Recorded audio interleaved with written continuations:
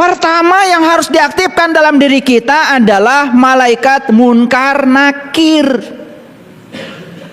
Itu step awal. Apa sih tugasnya munkar nakir? Munkar dan nakir adalah malaikat yang bertanya di dalam kubur. Mana kuburan? Nih kubur. Siapa yang terkubur? Ya dirimu, jiwamu. Jiwa itu harus kenal pada Allah dan Rasulnya. Makanya ditanya, siapa Allahmu, siapa Rasulmu? Yang satu ditanya munkar, yang satu ditanya nakir. Di sini. Ada nggak yang nanya? Ada nggak nanya? Itu segitu gede suaranya kalian nggak pernah denger. Karena kalian itu sudah miskonsepsi tentang itu. Karena kita tahunya munkar dan nakir itu nanti katanya di kuburan. Begitu kata dikubur udah mati ditanya malaikat, siapa Tuhanmu? Siapa Rasulmu? Gitu. Gak ada kerjaan. Orang-orang mati ditanya-tanya. Yang hidup aja ditanya belum tentu bisa jawab. Ya kalian gak pakai mikir kan? Karena gak pakai mikir. Yang kayak gitu ya dianggap keyakinan. Kuburan tuh di sini nih, lihat kuburan. Ini kuburan. Kan suka tanya di sini, siapa diri saya? Dari mana saya asal? Kemana saya harus kembali? Apa tugas saya di sini? Pertanyaan tentang diri itu pertanyaan tentang Tuhan. Makanya harus kita kenali dua, satu Allah, dua Rasulnya. Siapa yang bertanya? Jiwamu. Makanya syahadatkan asyhadu an la ilaha illallah wa asyhadu anna muhammadar. Siapa yang bersyahadat? Jiwa. Pada siapa? Pada Allah dan Rasulnya. Maka malaikatnya dua, munkar, nakir. Tanya tuh guru agama yang ngajarin munkar nakir di sekolah, kenapa dikubur dua-duaan malaikat?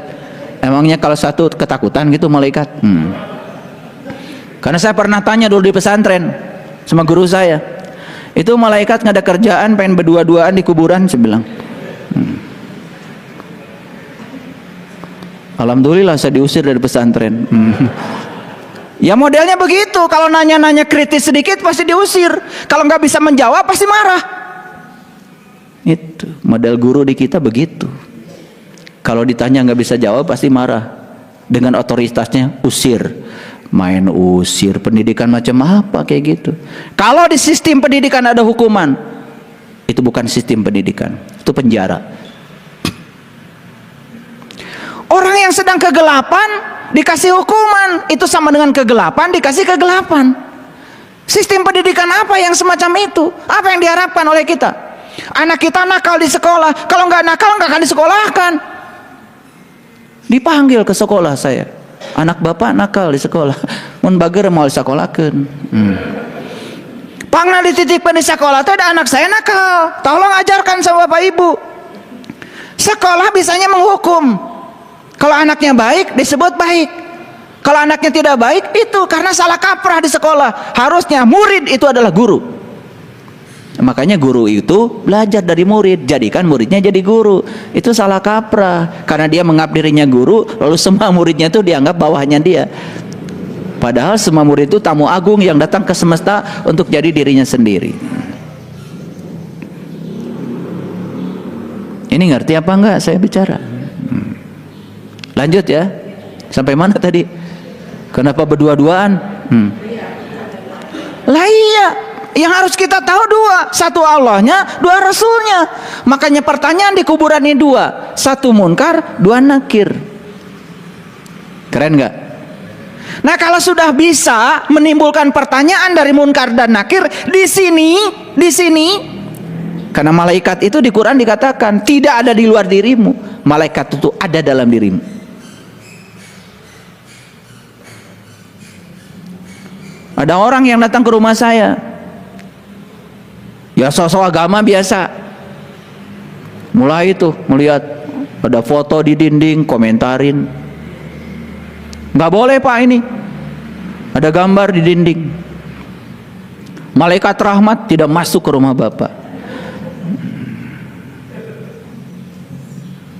Terus apa lagi? Ini ada lagi, ada patung lagi pak. Ini malaikat tidak akan bisa masuk ke rumah Bapak. Saya bilang alhamdulillah. Semoga malaikat pencabut nyawa gak masuk-masuk ke rumah saya. Kan seumur saya jadi panjang. Makanya saya mau banyakin patung di rumah saya biar malaikat pencabut nyawa gak datang ke rumah saya.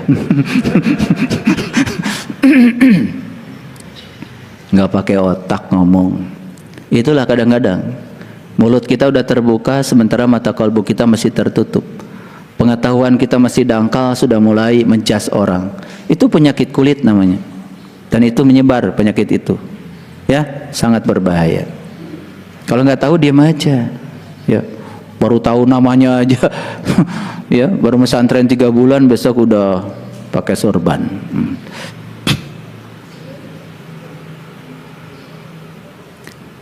Jadi urutan malaikatnya juga kalian udah salah. Coba sebutkan urutan malaikat yang betul supaya kita kesadarannya naik. Tadi ngaco. Ada Ridwan, ada Jibril, suka-suka aja. Urutan pertama adalah malaikat munkar nakir. Selanjutnya apa?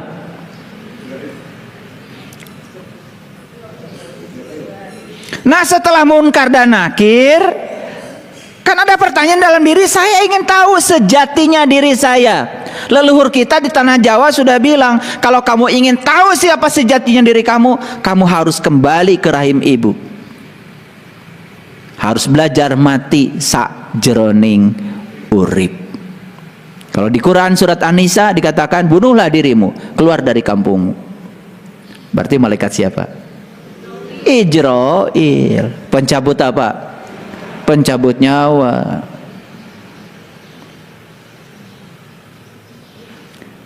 Jadi tahap kedua kita harus belajar dari malaikat Ijrail, pencabut nyawa.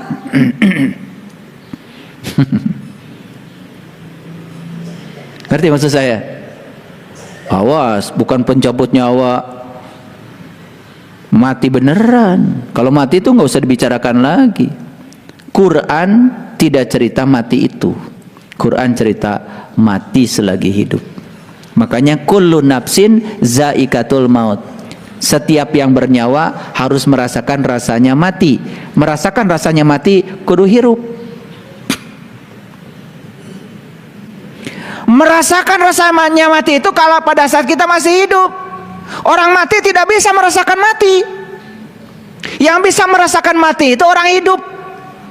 Mikir. Gitu aja nggak pakai mikir. Kullu nafsin zaikatul maut. Setiap yang bernyawa pasti mati. Nggak usah ada Qur'annya. Parah yang kege.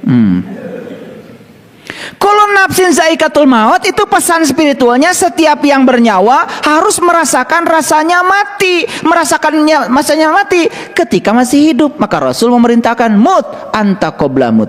Belajar mati ketika kamu masih hidup. Disitulah perlu bantuan Ijrail. Berikutnya apa kalau sudah dapat Ijrail? Ya? Ya Israfil.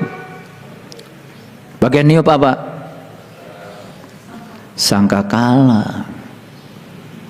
Tahu sangkakala di mana? Ya di sini.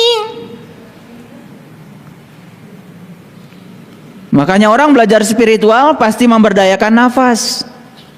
Menyadari nafas masuk, menyadari nafas keluar. Betul apa tidak? Malaikatnya di situ tinggal kok. Di sini. Bagian niup sangkakala. Begitu ditiup sangkakala, kiamat. Bangkit. Bangun. Bukan hancur. Paham? Semuanya di sini ya. Semuanya ada di sini. Kemana wae tuh?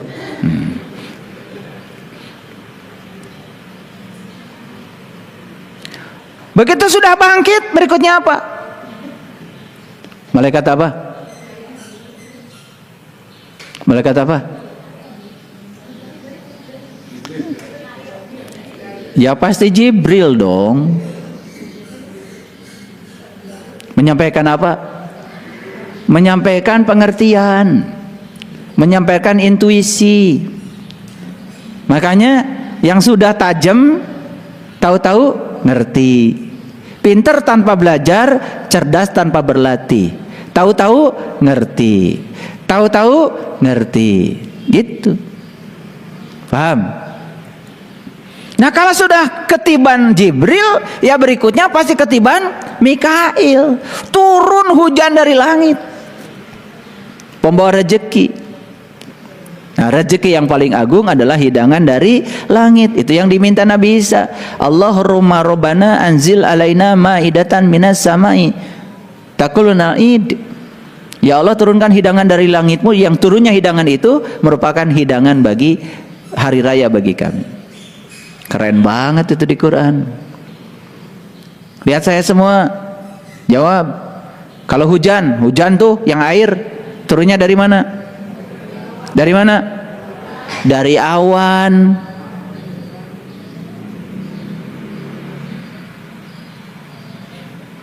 Kalau hidangan spiritual turunnya dari mana? Dari langit. Bedain awan sama langit aja pusing kalian. Kalau hujan yang syariat itu dari awan.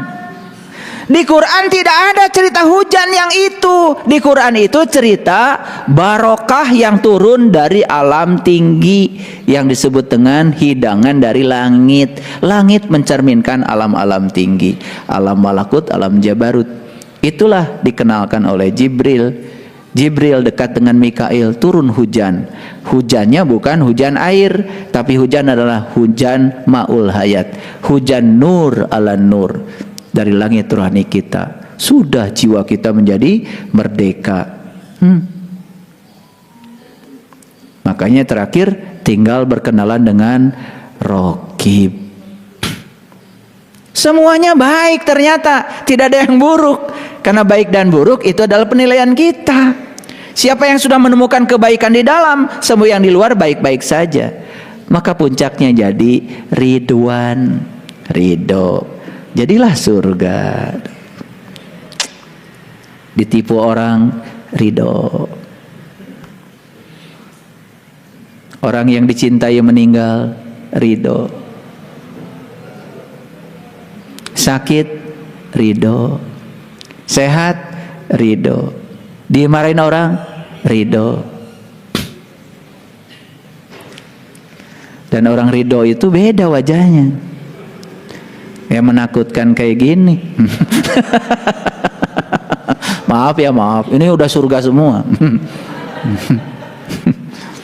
Serem itu kalau orang yang gak ridho. Betul nggak? Iya.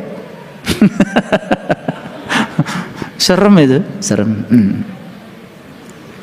Nah itulah di Quran dikatakan wa minan nasi may yaqulu amanna billah wa bil yaumal akhir wa ma hum bimumin. Ada di antara manusia yang mengatakan kami beriman kepada Allah, hari kemudian padahal mereka sesungguhnya bukan orang yang beriman. Kata siapa? Kata siapa? Kata Allah. Kalau begitu, adakah ayat yang menyatakan iman itu ada titik awalnya? Ada. Ini ayatnya. Oh, ini kan sudah sering saya ulang-ulang ya. Ini ayatnya. Tentu saja saya tidak akan menceritakan semuanya. Oh, mati terus ya. Oke. Ini ayatnya ya. Catat aja ayatnya. Ya.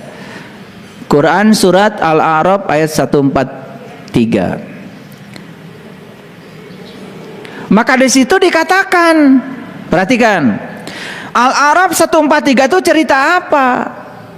Ini kalau saya rangkum isinya begini.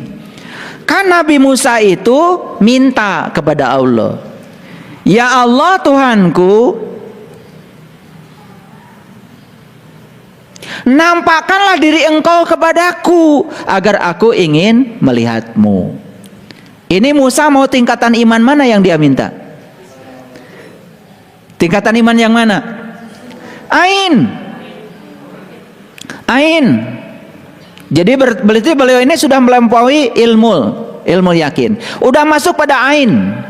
Ya Tuhanku, nampakkanlah diri Engkau kepadaku agar aku bisa melihatmu. Ini permintaan yang masuk akal. Karena tidak mungkin seorang rasul, seorang nabi minta sesuatu yang gak masuk akal. Ini tingkatan iman yang ain. Nah, berikutnya apa? Kata Tuhan berfirman, kamu sekali-kali tidak akan sanggup melihatku, tetapi kalau ingin melihatku, lihatlah ke gunung itu. Maka disinilah diceritakan tentang gunung. Gunung itu adalah puncak kesadarannya manusia. Lalu ketika Musa melihat ke gunungnya kaget. Karena apa? Falamma tajalla rabbuhu lil jabal. Di situ kemudian Tuhan menunjukkan tanda kebesarannya. Kaget Musa. Dan pada saat itu kemudian gunung hancur luluh. Pada saat itu Musa pun jatuh pingsan. Artinya apa? Itu yang disebut dengan mengalami fana billah. Identitas dirinya Musa gak ada lagi. Nah, ketika identitas diri tidak ada lagi, disitulah yang disebut dengan tauhid, tingkatan isbat al-yakin.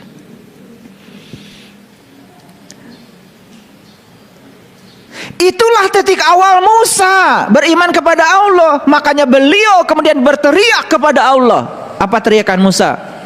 Qala itu berarti Musa berteriak, Subhanaka tubtu ilaika wa ana awal mu'minin. Maha suci Engkau ya Allah, aku datang kepadamu, aku kembali kepadamu. Itu taubat. Wa ana awalul mu'minin, inilah awal aku beriman. Jadi iman itu ternyata harus ada awalnya. Ini para pengaku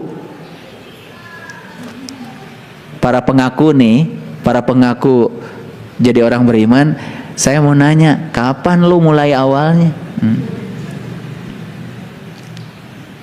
Tapi mereka ini kalau ngomong pedoman hidupnya apa? Quran. Kalau saya tunjukkan ayat ini, menolak sendiri. Jadi saya juga suka bingung. Banyak yang bilang pedoman hidup saya Quran. Begitu saya tunjukkan Quran, kok nyuruhnya begini, malah menyerangnya. Ini Quran loh, surat Al-A'raf 143. Al-A'raf, apa artinya Al-A'raf? Al-A'raf itu pengenalan. Al-A'raf itu adalah tempat mengenal. Nama Qur'annya juga surat Al-A'raf, tempat mengenal. Luar biasa. Jadi kalau gitu saya tanya, sejak kapan Musa itu beriman kepada Allah? Sejak ainul yakin tercapai. Begitu sudah tercapai ainul yakin, hakul yakin tercapai. Aku yakin kepada Allah karena aku sudah bersahadat kepadanya, aku sudah menyaksikannya. Bahkan bukan sekedar menyaksikan dengan penglihatannya, tetapi belum merasakan. Bahkan tingkatan selanjutnya, karena berulang-ulang beliau jatuh cinta. Witing tresno jalaran soko kulino. Sudah timbul tresno karena sering ketemu. Itu sudah tingkatan isbatul yakin. Keren gak? Keren apa tidak? Lah pertanyaannya sekarang, kita ini mau ngawalinnya kapan? Makanya kan umatnya Musa ini terkenal sebagai umat yang kritis. Saya mau tunjukkan tingkatan kekritisannya. Ini saya mengulang-ulang sesuatu yang sebetulnya mungkin bagi sebagian sahabat yang gini aja dibicarakan lagi. Tidak, ini penguatan. Saya masuk ke layer yang berikutnya. Perhatikan. Inilah umatnya Musa. Dan ingatlah ketika kamu berkata, hai Musa, kami tidak akan beriman kepadamu sebelum kami melihat Allah dengan jelas. Jadi umatnya Musa itu ketika disuruh iman pada Allahnya Musa, perkataannya kritis. Apa katanya? Kami tidak akan beriman pada Allahmu itu Musa sebelum aku melihat Allah dengan jelas. Lalu karena dia ingin melihat Allah dengan jelas, berikutnya apa? Mereka disambar halilintar. Nah, begitu dengar halilintar, serem. Allah itu serem jadinya. Pengen melihat Allah melalui sambar halilintar. Itulah karena sudah diterjemahkan pakai bahasa lain. Jadi esensi ayat ini hilang. Padahal so'iko itu bukan halilintar seperti yang kita lihat di awan. Ini halilintar urusan langit, bukan urusan awan. Paham maksud saya? Makanya kalau hujan mau turun biasanya ada halilintar. Halilintar di mana? Di langit, di awan? Di awan. Ini halilintar urusan langit. Bahkan banyak ya yang sudah mengalami disambar halilintar malah bercahaya. Karena so'iko itu artinya adalah cahaya di atas cahaya. Karena di ayat ini dikatakan wa antum tandurun, dan kemudian Anda menyaksikannya. Jadi umatnya Nabi Musa di ayat ini jadi gak menyaksikan? Jadi, kan ada kata-kata wa antum tandurun, sedang kamu menyaksikannya. Jadi dong menyaksikannya. Setelah disambar halilintar, jadi menyaksikannya. Apa yang terjadi berikutnya? Setelah jadi menyaksikannya, summa ba'asnakum mim ba'di mautikum. Kemudian aku bangkitkan kematianmu. Jadi yang tadinya mati kesadarannya sekarang bangkit. La'allakum tashkurun, supaya kamu jadi orang yang bersyukur. Keren banget. Kritis nggak ini?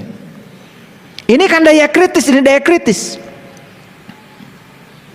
Jadi kritis itu berarti tidak bisa menerima sesuatu tanpa argumen, tanpa pengalaman. Kreatif, kalau kreatif lain lagi. Itu mencari cara berpikir alternatif. Makanya orang kreatif itu tidak pernah terpaku pada satu kondisi. Coba orang yang tidak kreatif lihat botol aqua atau botol air mineral, paling juga dilempar-lempar. Tapi yang kreatif dia melihat alternatif lain. Dia bikin bunga. Betul gak? Orang yang tidak kreatif lihat ban bekas, numpuk saja. Yang kreatif jadi kursi, jadi pot bunga, itu namanya berpikir alternatif. Makanya ciri manusia abad 21 itu berpikirnya kritis, kreatif. Tambah lagi kolaboratif, tambah lagi komunikatif, plus compassion, memiliki cinta kasih yang dalam.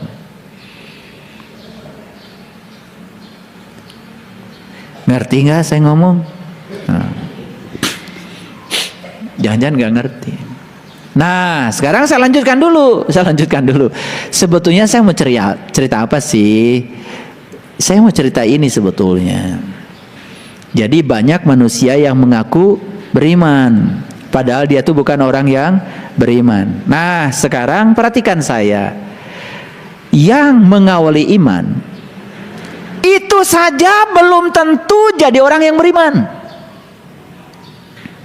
Karena Nabi Musa saja itu belum jadi orang beriman loh. Pada saat beliau itu mengalami pengalaman spiritual tadi, beliau baru mengawali awalnya iman.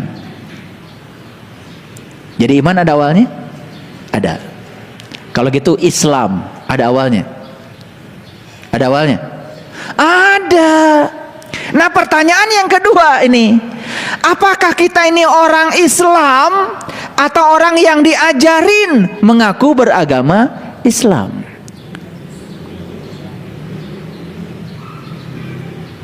Karena Islam pun ada titik awalnya. Coba, Nabi Ibrahim mencari Tuhan. Dan ketika beliau bertemu dengan Tuhan, apa yang dikatakan Nabi Ibrahim? Ini wajahtu wajhialilladzi fataras samawati wal ar hanifan wa ma ana minal musyrikin. Inna sholati wa nusuki wa mahyaya wa mamati lillahi rabbil alamin la syarikalah wa bizalika umirtu wa ana awalul muslimin. Tuh, jadi menjadi muslim pun ada titik awalnya. Menjadi mukmin juga ada titik awalnya. Kan pertanyaannya sederhana. Kita ini mau ngawalin mukmin dan muslimnya kapan? Gitu aja. Ini jelas atau terlalu jelas? Ya? Belum jelas? Oke, lanjutkan dulu. Nah, sekarang kalau orang sudah mengawali iman, apakah akan jadi orang beriman? Belum tentu. Yang mengawali iman saja belum tentu jadi orang beriman, apalagi yang diawali dengan mengaku beriman. Coba. Ini sebetulnya pemikiran sederhana aja. Semoga setelah saya ngomong begini, ya pada ngerti dikit lah. Dikit aja ngertinya, udah lumayan itu. Udah terjadi resolusi dalam diri daripada nggak ngerti sama sekali. Yang mengawali iman saja belum tentu jadi orang yang beriman, karena awal iman itu baru bibit. Apakah setiap bibit akan menjadi pohon yang lebat? Apakah setiap bibit itu akan menjadi berbuah? Sangat bergantung pada cara kita untuk mengurusi bibit itu. Setuju? Benih itu bisa tumbuh, benih itu tidak tumbuh, tergantung Anda. Makanya lahirlah ayat yang mengatakan inna aradnal amanata 'alas samawati wal ard. Sesungguhnya amanah ini pernah aku tawarkan kepada yang lain. Amanah dari kata dasar iman. Iman itu artinya adalah mengalami.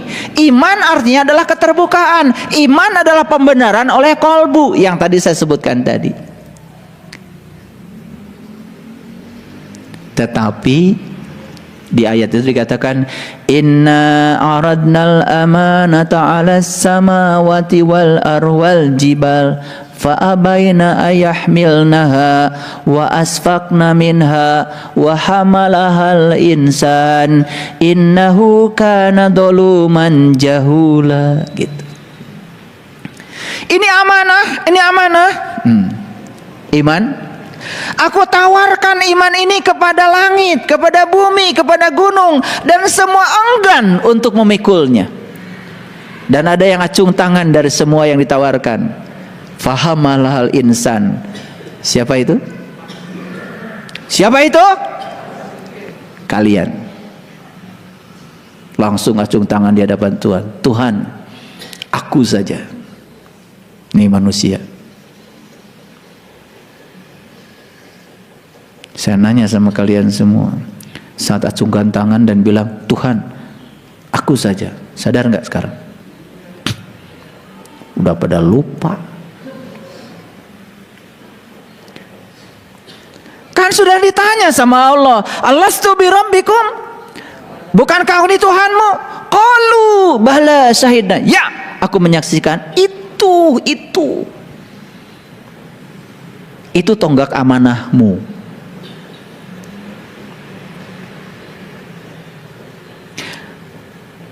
Jadi yang bisa, yang sanggup, yang janji, yang komitmen untuk terima amanah ini cuman satu. Siapa itu? Fahamalahal insan. Innahu kana dzaluman jahula. Tetapi sayang sekali mereka ini adalah dolim dan bodoh. Dolim itu artinya aniaya dan bodoh. Siapa yang aniaya dan bodoh? Satu, yang sama sekali tidak mau menerima amanah ini, padahal dia sudah diberi kemampuan untuk menerimanya. Catat itu. Siapa yang aniaya dan bodoh? Satu, yang tidak mau menerima amanah ini, padahal dia sudah diberi kemampuan untuk menerimanya. Sudah diberi alatnya manusia. Yang lebih aniaya dan bodoh lagi adalah mereka yang sudah menerima tetapi menyia-nyiakannya. Jadi yang satu tadi tidak mau menerima, aniaya dan bodoh. Yang kedua sudah menerima tapi menyia-nyiakan, itu aniaya dan bodoh. Jadi amanah ini dikhianati. Makanya kebalikan dari amanah adalah khianat. Maka siapa yang berkhianat, kata Allah, wa may yakfur bil iman faqad habitat a'maluhum. Barang siapa yang tertutup setelah dibukakan pintu kolbunya untuk jadi orang beriman, maka putuslah segala amalannya. Tuh.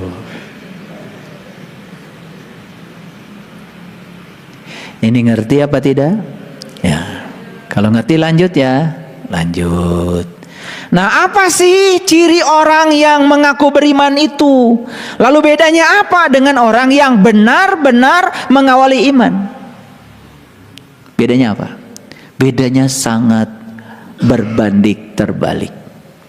Yang pertama, orang yang mengaku beriman itu kerjaannya yukhadi'unallaha wallazina amanu wa ma yakhda'una illa anfusahum wa ma yash'urun. Apa cirinya? Mereka hendak menipu Allah.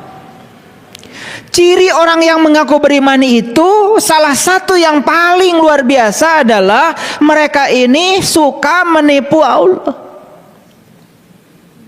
Dan yang kedua adalah menipu orang yang beriman. Padahal mereka menipu dirinya Sendiri. Lihat saya semua.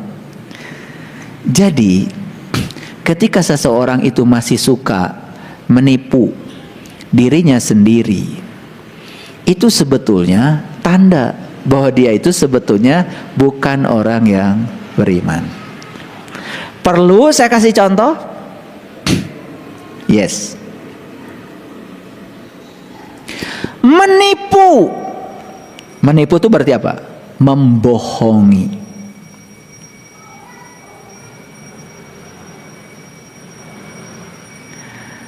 Gimana membohongi diri? Contoh sederhana. Orang-orang yang suka mengambil haknya, bukan haknya, hak orang lain, itu menipu dirinya sendiri. Jadi banyak orang mengaku beriman, pakaiannya pakaian agama, kerjanya pun di bidang agama. Jadi kalau dirinya sendiri saja dia tipu, dia bohongi. Tahap kedua yang akan dia lakukan adalah menipu dan membohongi orang lain. Pertanyaan dari saya, adakah di dunia ini orang-orang yang mengaku beriman tetapi kerjanya menipu dan membohongi dirinya sendiri? Ada? Ada apa banyak?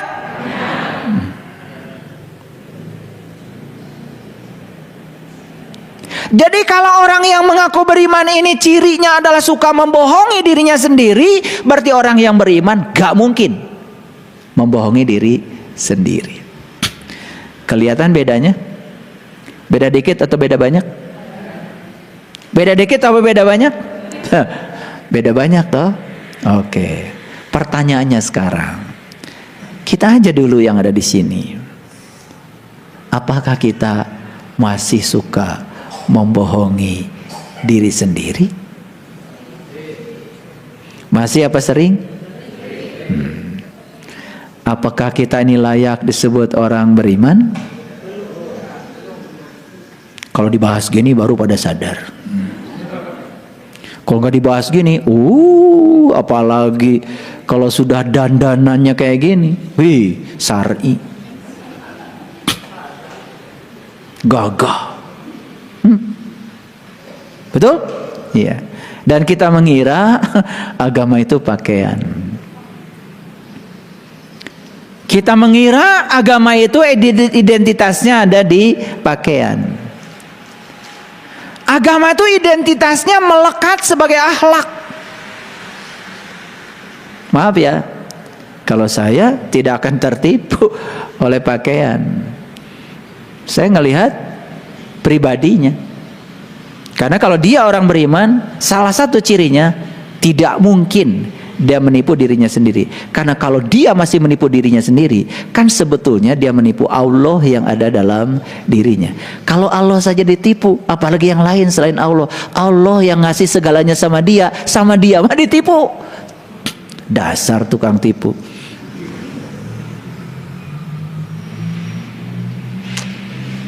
Makanya ada kata-kata bijaksana.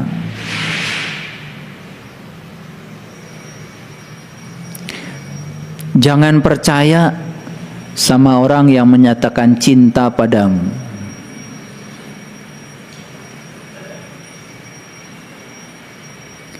Allah saja yang maha mencintai dia, dia tipu.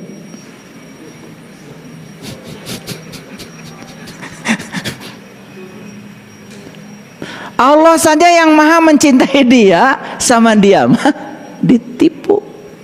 Apalagi kamu.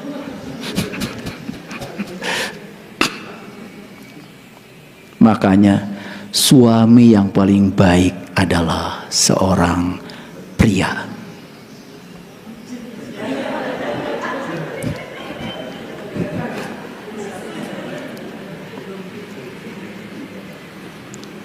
Jadi suami yang terbaik adalah seorang laki-laki.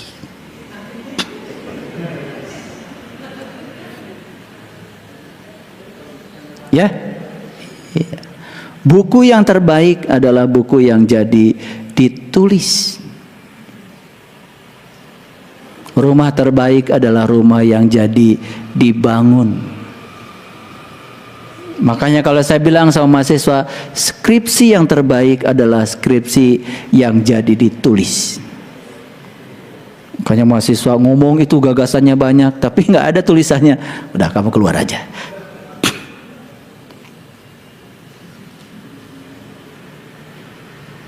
Paham? Oke. Jadi kalau Allah yang maha cinta saja sama orang yang mengaku beriman ini ditipu, apalagi orang lain. Paham maksud saya? Jadi semua kebohongan di dunia ini tidak mungkin dilakukan oleh orang yang beriman. Titik.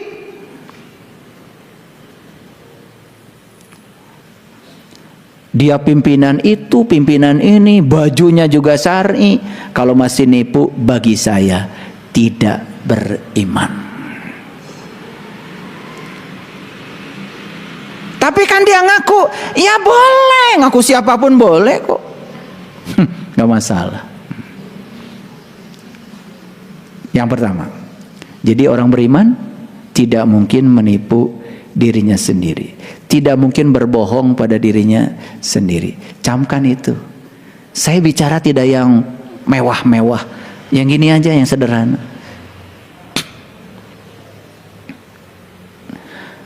Dan ketika seseorang itu menipu dirinya sendiri, sebetulnya dia itu sedang mengumpulkan penyakit. Makanya di ayat lain dikatakan fi qulubihim maradun fazadahumullahu marado. Karena apa? Bohong itu akan menghasilkan kebohongan baru berulang-ulang untuk menutupi kebohongan lama. Nih saya kasih tahu resepnya nih. Yang mau berbohong, kasih ilmu mas saya. Syarat kalian berbohong, kalian harus memiliki ingatan yang super jenius. Syaratnya itu, supaya tidak kelihatan bohongnya. Karena kalau orang berbohong tidak punya ingatan yang jenius, dia akan mengulang kata-kata bohongnya berbeda di tempat yang berbeda. Kurang jenius bohongnya, jadi ketahuan. Diajarin oleh saya cara berbohong juga. Jadi kalau mau berbohong, kalian harus punya ingatan yang jenius. Syaratnya ya. Nah, kalau kalian ingatannya biasa-biasa saja, udah jangan bohong. Karena akan ketahuan. Ini teknik berbohong supaya nggak ketahuan. Hebat, saya ajarin juga. Tapi saya jamin kalian ini nggak punya ingatan yang jenius. Kalian tuh ingatannya biasa-biasa aja, pohoan. Oleh karena itu jangan bohong. Kalau merasa pohoan jangan bohong. Kalau merasa pelupa sederhana, jangan bohong. Jadi kalau kalian gampang lupa itu adalah anugerah supaya nggak bohong. Karena di ayat ini dikatakan fi qulubihim maradun fazadahumullahu marada. Jadi di dalam diri mereka itu ada penyakit. Karena apa? Begitu seseorang gemar menipu dirinya sendiri, dia mengumpulkan penyakit. Karena apa? Kebohongan akan ditutup dengan kebohongan baru. Terus bohong lagi, terus bohong lagi. Tambah lagi, ya kurang jenius.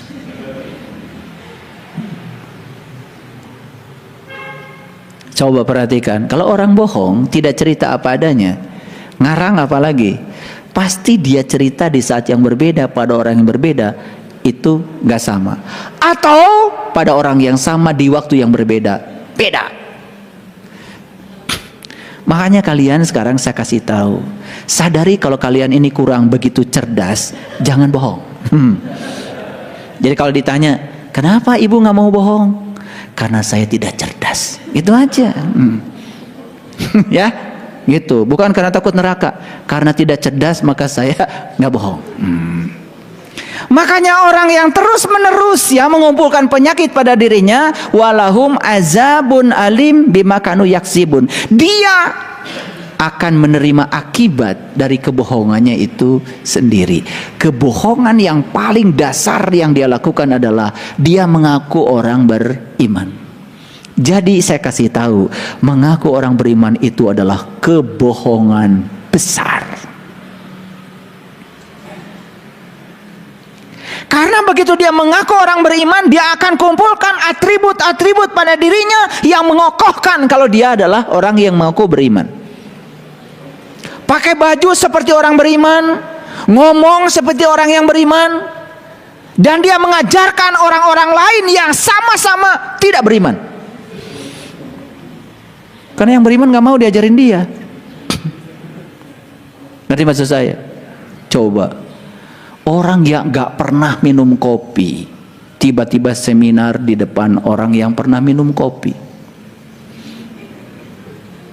Saudara-saudara, kopi itu rasanya geli-geli. Nah, udah.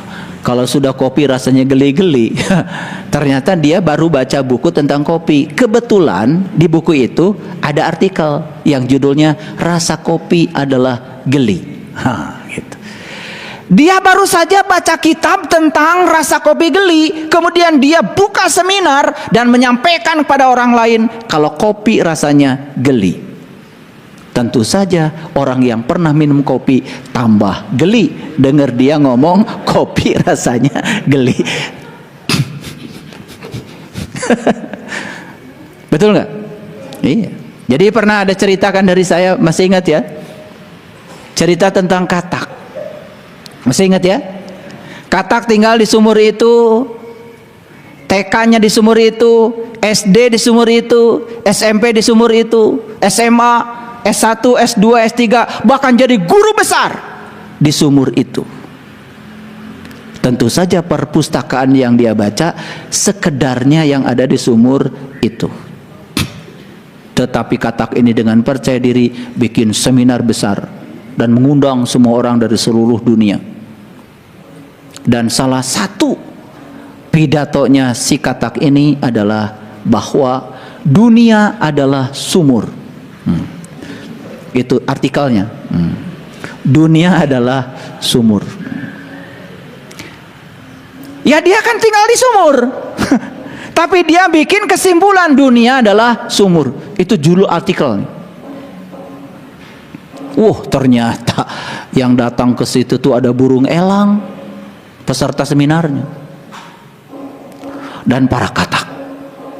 Nah kebetulan katak-katak yang lain sama-sama lahir di sumur itu. Luar biasa. Bapak guru besar, luar biasa. Yes, dunia adalah sumur. Cek balad-balad si bangkong itu. Ada satu yang pacungan tangan. Maaf ya. Dunia itu ada mataharinya. Dunia itu ada bulannya. Dunia itu ada hutannya. Dunia itu banyak ruang kosongnya. Tidak seperti yang Anda sebut tadi. Dunia tidak sama dengan sumur.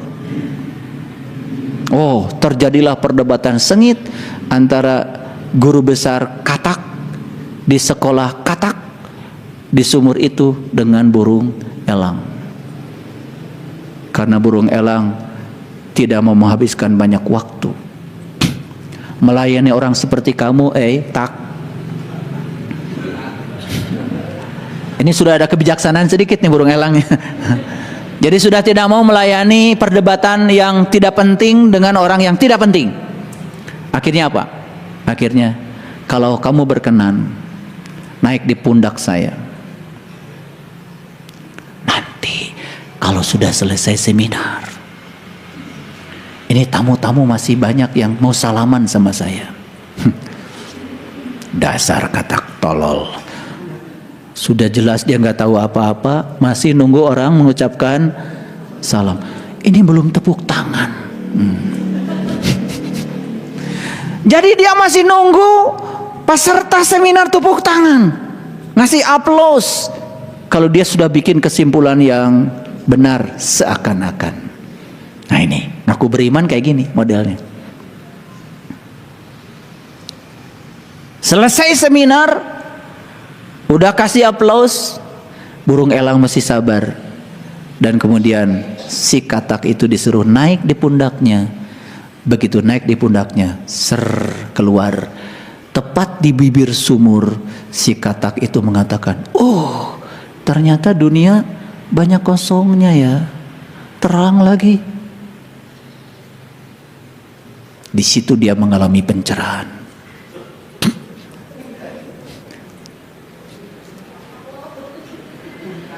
Di situ dia mengalami pencerahan, berubah paradigmanya. Ternyata selama ini kesimpulan saya salah. Setelah mengalami pencerahan pun si katak masih berbisik sama burung elang, tolong jangan dikasih yang tahu yang lain ya. Kalau kamu ketemu dengan kata-kata lain yang ikut seminar dengan saya tadi, tolong jangan diberitahu. Masih kayak gitu sih, dasar katak. Makanya ada istilah kan, seperti katak dalam. Nah itu, kurang gaul. Itu yang disebut dengan kuper. Nah jadi kuper itu kurang pergaulan. Bahasa Arabnya kafir. Nah, jadi kuper itu dari kafir sebetulnya, tertutup, kurang pergaulan. Nah itulah karena dia mengaku dia itu sebagai orang yang tahu, maka dia mencari atribut untuk meyakinkan orang supaya dia disebut sebagai orang yang tahu. Padahal dia sedang menipu siapa? Dirinya sendiri. Makanya pantas kalau ada ayat yang mengatakan fi qulubihim maradun fazadahumullahu marada. Jadi penyakitnya bertambah parah. Penyakit apa? Penyakit bohongnya. Saya sering lihat lucu-lucu ya dalam hidup ini. Ada orang menceritakan kata ini, kata itu, kata ini, kata itu, tapi sudah berani berbicara di depan publik, terus kata andanya yang mana? Kata elunya yang mana? Saya nggak ngerti. Mohon maaf ya. Kata kitab suci pun kalau Anda belum mengalami, ada peringatan di Quran. Ya ayyuhallazina amanu lima taquluna ma la taf'alun. Kabura maqtan indallah an taquluna ma la taf'alun. Jangan kamu mengatakan sesuatu yang kamu tidak mengalami, tidak memahami, maka Allah tidak ridho kalau kamu mengatakan itu. Makanya orang yang semacam itu tidak dapat izin bicara. Jadi sebetulnya izin bicara itu adalah bukan dari Allah. Yang mengizinkan kita bicara adalah pengalaman pribadi kita. Saya boleh berbicara tentang rasa air ini karena saya kebetulan sudah meminumnya berkali-kali. Yang belum meminum di gelas yang sama, tolong jangan berbicara air ini. Anda bicara air yang lain yang Anda tahu. Paham? Nah, disitulah pentingnya kita jujur pada diri sendiri. Jadi saya baru kupas dua saja ciri orang beriman dengan yang mengaku beriman. Bedanya kan sangat berbanding terbalik. Nah, apalagi kalau dibahas yang lainnya, waduh, ya. Wa iza qila lahum la tufsidu fil ar qalu innama nahnu muslihun. Orang yang mengaku beriman itu kemana-mana dia menganggap seakan-akan dia sedang membangun peradaban, padahal sesungguhnya dia kemana-mana membangun kerusakan, membangun perpecahan, menebarkan kebencian, bahkan atas nama agama dan Tuhan. Menganggap kelompoknya paling benar, menganggap kelompoknya paling superior, bahkan menginjak-injak keyakinan orang lain yang dianggap beda dengan dirinya. Yang model kayak gini udah jelas bukan orang beriman. Ini orang yang mengaku beriman. Kalau orang beriman sudah sampai kepada Tuhan, pasti penuh welas asih, toleransinya tinggi. Dia tidak mungkin menciptakan kerusakan di muka bumi. Karena semua orang yang membuat kerusakan di bumi besar ini, satu penyebabnya, karena dia suka membuat kerusakan di bumi kecilnya. Kalau Tuhan yang ada dalam dirinya ada dia bohongi, apalagi orang lain. Melebar lebih jauh lagi, ya menipu orang, membohongi soal proyek, soal itu, soal uang, dan lain sebagainya. Jadi semua gambaran yang dilakukan orang di luar itu gambaran tentang apa yang ada di dalam dirinya. Itu adalah pencerminan. Jadi teko tidak mungkin mengeluarkan kopi kalau dalamnya susu. Ya kalau teko mengeluarkan kopi, ya dalamnya pasti kopi dong. Mengeluarkan susu, dalamnya pasti susu dong. Jadi apa yang nampak di luar yang dilakukan orang itu pencerminan tentang apa yang ada di dalam dirinya. Jadi sebetulnya sekarang ini kalau kita ingin lihat penyakit manusia yang paling besar itu adalah bohong pada diri sendiri. Bahkan kebohongan ini sudah merambah dalam ranah keimanan. Ngerti maksud saya? Jadi kalau saya bilang tadi rukun iman ada 6, setiap rukun saja ada 4 tingkatan setidak-tidaknya. Setidak-tidaknya kita harus menjalani 24 rukun. Dari tingkatan yang ilmul yakin, ainul yakin, hakul yakin, sampai tingkat isbat al yakin. Gimana coba? Kitab. Bagaimana kita iman pada kitab yang tingkatan ilmul yakin? Bagaimana kita iman pada kitab yang tingkatan ainul yakin? Gimana iman pada kitab yang tingkatan hakul yakin? Gimana tingkatan pada kitab yang tingkatan isbat al yakin? Gimana? Tingkatan dasar yang ilmu yakin, kita hanya tahu kitab adalah yang tertulis. Coba, mohon maaf, yang tertulis saja. Taruhlah kitab kita Al-Quran 30 juz. Pertanyaan saya, apakah itu sudah jadi ilmu? Atau baru jadi pengetahuan? Jadi pengetahuan saja belum, apalagi jadi ilmu. Jadi tingkatan ilmu yakin saja belum terpenuhi. Maaf ya, kalau Anda baru bisa membaca Quran bagus panjang pendeknya, sorry, Anda itu masuk ilmu yakin pun belum.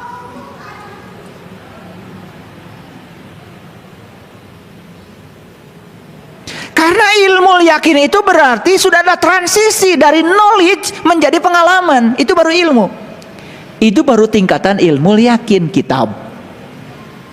Tingkatan berikutnya apa? Ainul yakin. Sudah bisa lihat yang dibalik kitab. Ngerti maksud saya? Jadi kalau Anda baru bisa lihat tulisannya, Anda baru melihat yang tersurat. Di balik yang tersurat ada yang tersirat. Sudahkah Anda melihat kitab yang tidak tertulis itu di balik yang tertulis? Kalau Anda sudah melihatnya, ainul yakin, Anda sudah tingkatan ain. Kalau Anda sudah melebur bersama kitab itu sudah hakul yakin.